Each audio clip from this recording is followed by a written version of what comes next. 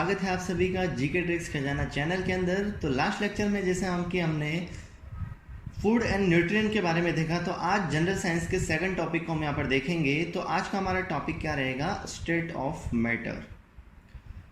तो as you know that the कि जो हमारा एससीएफ का जो टाइम टेबल है वो है ना शेड्यूल हो चुका है। तो उसके रिगार्डिंग ये एससीएफ का सिलेबस है। तो ये इनमें से जो इंपॉर्टेंट टॉपिक है उनको आप यहाँ पर कवर करेंगे। तो स्टेट ऑफ मैटर को स्टार्ट करते हैं यहाँ पर।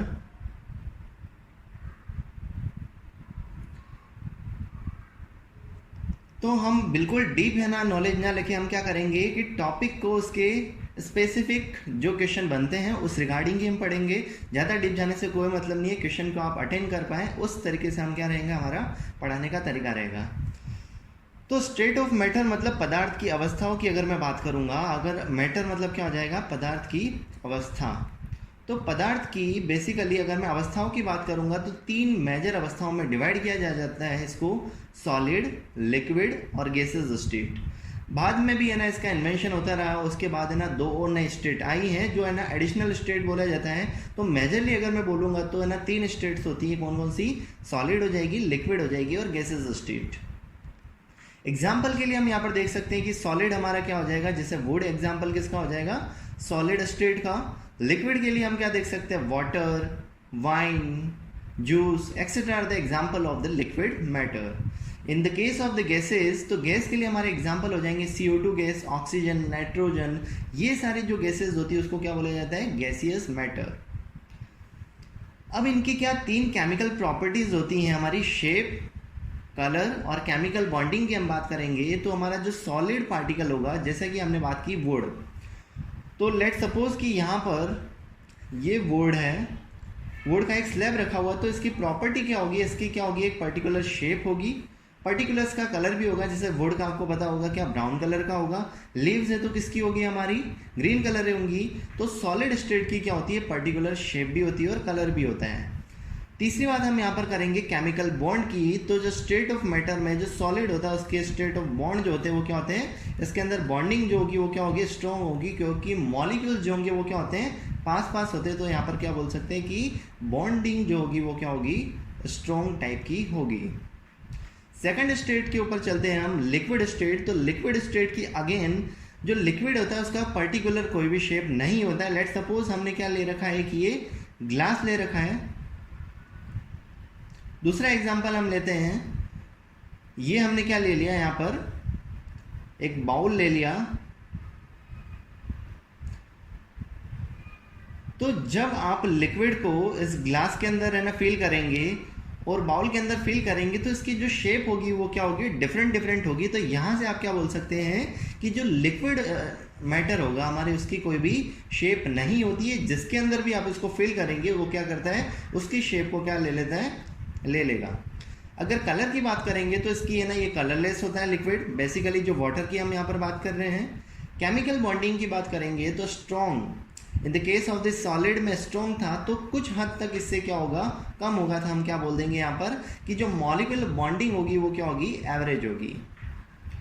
थर्ड स्टेट की बात करते हैं गैसेस स्टेट की। तो गैसेस स्टेट में क्या हो जाएगा, यहाँ पर शेप, कलर और केमिकल बॉन्ड की। तो गैस की कोई भी शेप नहीं होती है। लेट सपोज एक एग्जांपल लेते हैं, ये हमने क्या ले रखा है, हमारा रूम है।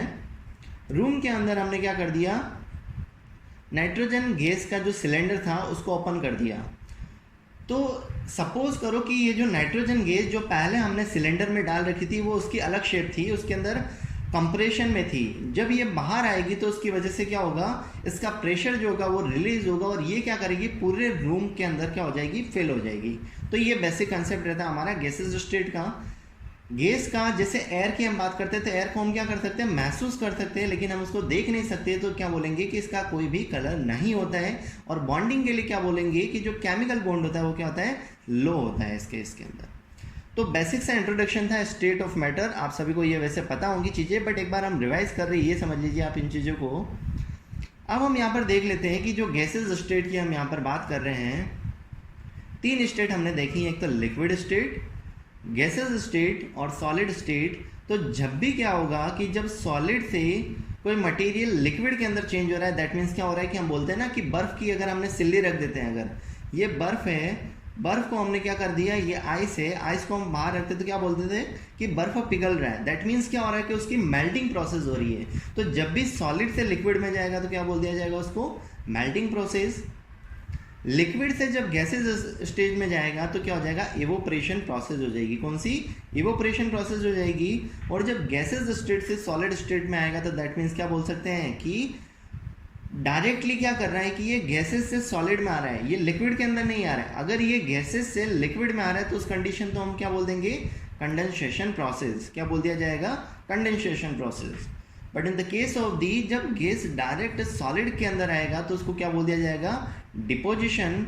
और अगर सॉलिड डायरेक्टली गैस के अंदर कन्वर्ट हो रहा है दैट मीन्स का क्या हो रहा है उसका, सब्लिमेशन। और सब्लिमेशन को हिंदी में क्या बोला जाता है, ऊर्ध्वपातन। आपने सुना होगा, कपूर सबसे बेस्ट एग्जाम्पल है, नौसादर, ये सारे एग्जाम्पल हमारे किसके हो जाएंगे, सब्लिमेशन प्रोसेस के हो जाएंगे। तो इस केस के अंदर क्या होता है कि जो हमारे इंटरमीडिएट स्टेट होती है वो ना होके क्या करता है, डायरेक्टली थर्ड स्टेट के ऊपर चला जाता है, दैट मीन्स कि सॉलिड से गैसेस और गैसेस टू सॉलिड स्टेट। तो आई थिंक ये जो तीनों प्रोसेस होंगे आप सभी को क्लियर हो गए होंगे।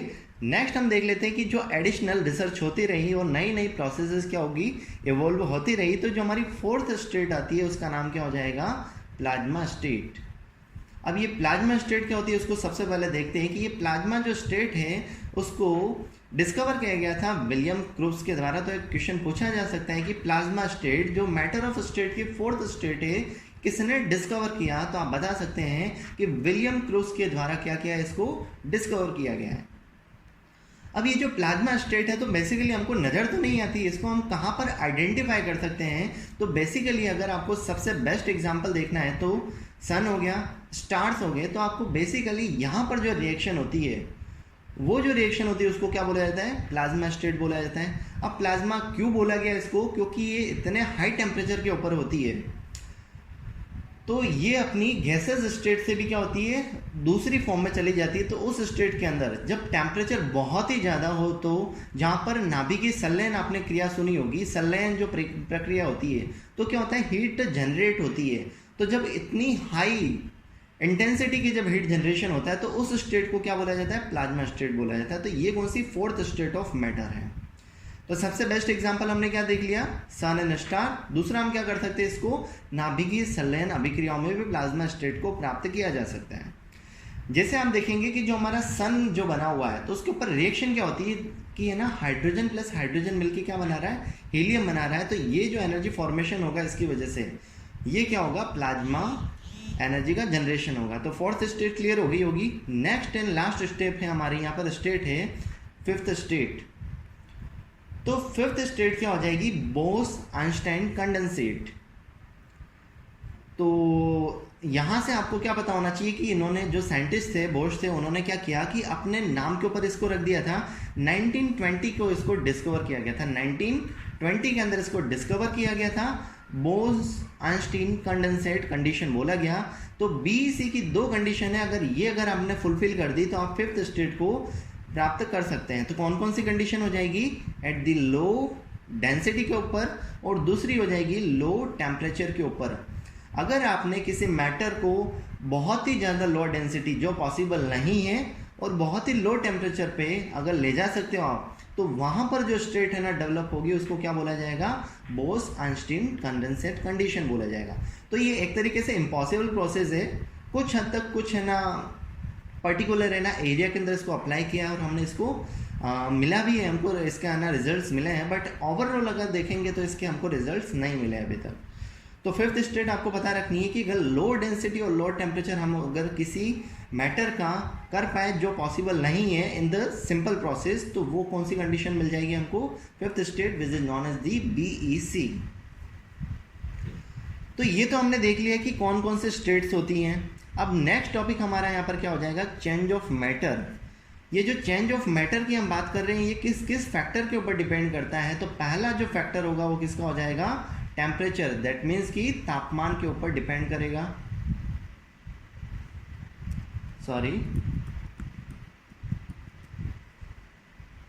किसके ऊपर डिपेंड करेगा, तापमान के ऊपर डिपेंड करेगा। दूसरा प्रेशर के ऊपर डिपेंड करेगा, दैट इज द दाब। और तीसरा होता है काइनेटिक एनर्जी, गतिज ऊर्जा। तो क्लियर हो गया होगा कि जब भी आपको क्वेश्चन पूछ लिया जाएगी कि जो चेंज ऑफ मैटर है किन किन कंडीशन के ऊपर अप्लाई होता है, तो जब भी हमारा तीन कंडीशन में से कोई भी कंडीशन हो रही है, दैट मीन्स कि टेम्परेचर, प्रेशर और काइनेटिक एनर्जी, तो इनके अंदर जब भी चेंजेस होंगे तो क्या होगा, चेंज ऑफ मैटर की कंडीशन अचीव की जा सकती है। तो यहाँ पर इनकी डिपेंडेंसी किसके ऊपर है, temperature, pressure and kinetic energy.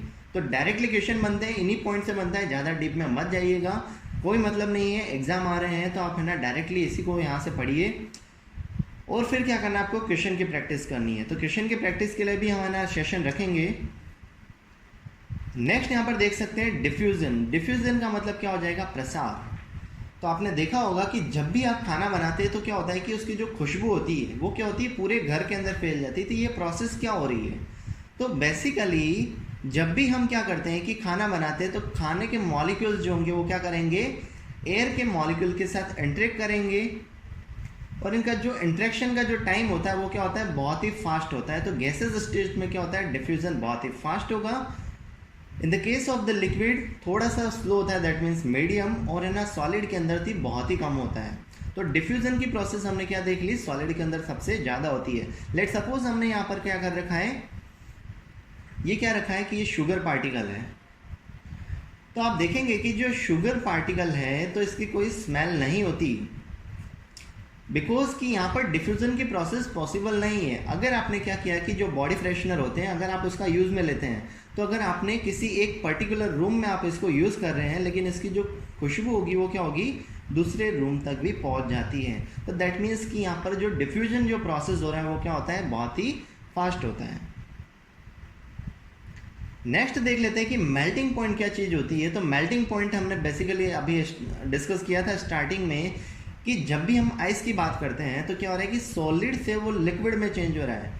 तो डेफिनेशन आपको पूछी जाती है एग्जाम के अंदर, ये तो आपको पता होगा कि क्या हो रहा है, मेल्टिंग मतलब पिघलना, लेकिन आपको डेफिनेशन पूछी जाएगी the temperature at which the solid melt and transform into the liquid at atmosphere pressure is known as the melting point.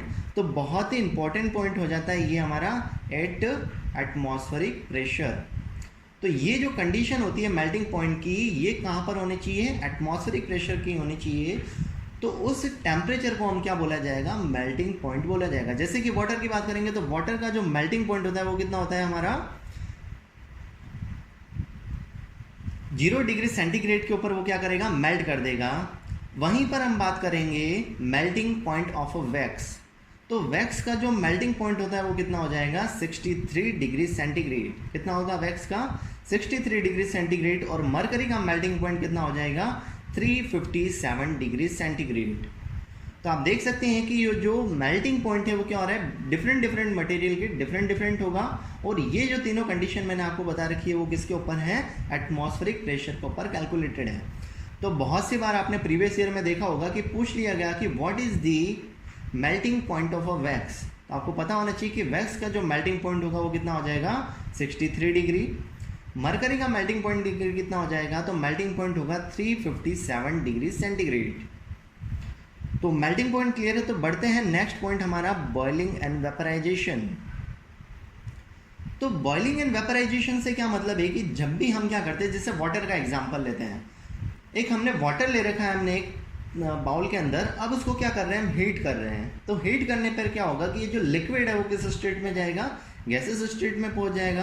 तो हीटिंग पे किस में कन्वर्जन होगा, गैसेस स्टेट में।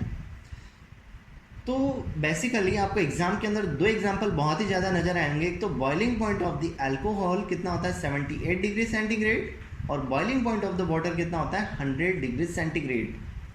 इसको और एक अच्छे से समझने के लिए एक एग्जांपल देता हूँ मैं आपको यहाँ पर, कि यहाँ पर एक कंटेनर है, कंटेनर में क्या भर रखा है हमने, वाटर भर रखा है, ये वाटर है। अब हमने क्या किया, इसको यहाँ पर हीट किया, ये हमने क्या किया, इसको हीट कर रहे हैं। तो जब हीट करेंगे तो यहाँ पर क्या हो रहा है कि ये जो क्या करेगा कि एनर्जी, जो हीटिंग एनर्जी उसको क्या करेगा, एब्जॉर्व करेगा।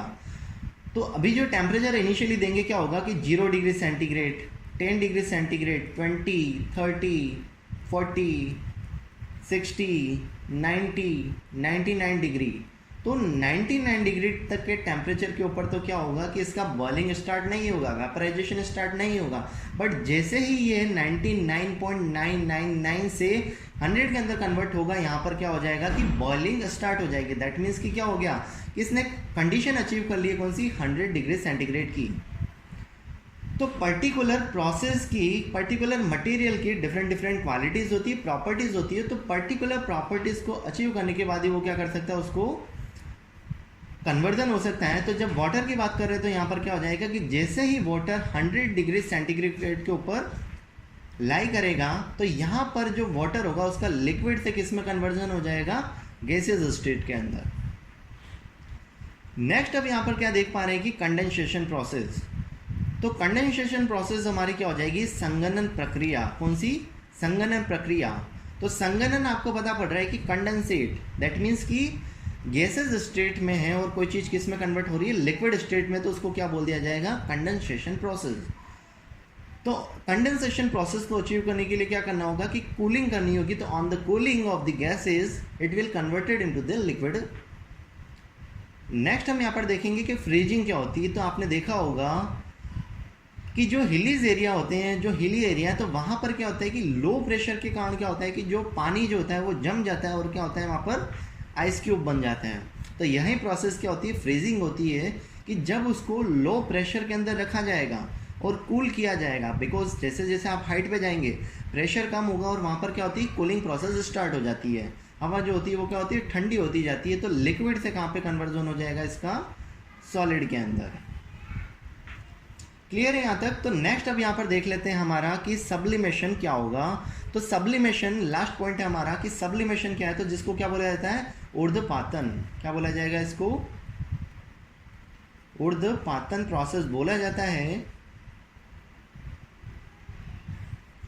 तो ऊर्ध्वपातन प्रोसेस क्या होगा कि जब सॉलिड से डायरेक्टली गैसेस स्टेट में और जब गैसेस स्टेट से डायरेक्ट सॉलिड स्टेट में कन्वर्जन होगा ऑन द हीटिंग और कूलिंग, तो उसको क्या बोला जाएगा, सब्लिमेशन प्रोसेस।